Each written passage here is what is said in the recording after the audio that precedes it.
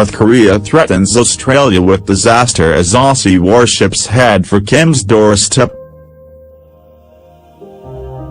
Threat: Kim Jong Un has threatened Australia with war as its frigates head for the region. Kim Jong Un's communist regime said Australia was getting ready for war as it sends 2 warships to the Korean peninsula. The Supreme Leader's henchman said Australia's military provocations had pushed the North Korea crisis into a touch-and-go phase.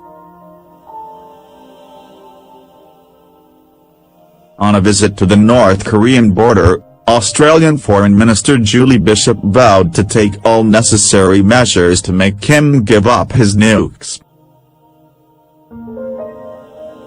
She warned another military conflict on the Korean peninsula would be catastrophic but pledged Australia would support the U.S., Britain and South Korea if war with the Hermit Kingdom breaks out.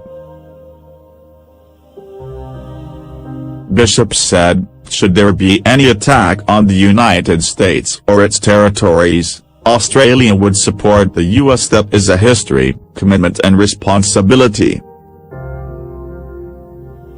Defence Minister Marise Payne said 2 Australian frigates from the Indo-Pacific Endeavour 2017 task force are heading to Korea. They will engage in joint exercises with the forces there. But Kim's commie chums warned the move would end in disaster. Watchful, North Korean soldiers peer across the border. State propaganda agency KCNA said, lately, Australia is showing dangerous moves of zealously joining the frenzied political and military provocations of the U.S. against the DPRK, North Korea, while these provocations aggravate the situation of the Korean peninsula into a touch-and-go phase.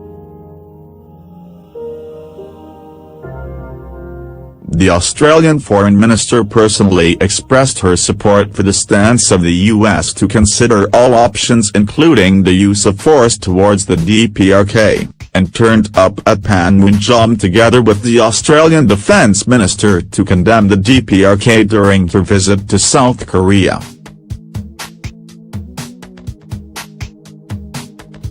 Australia continued to follow the U.S. in imposing military, economic and diplomatic pressure upon the DPRK despite our repeated warnings, they will not be able to avoid a disaster.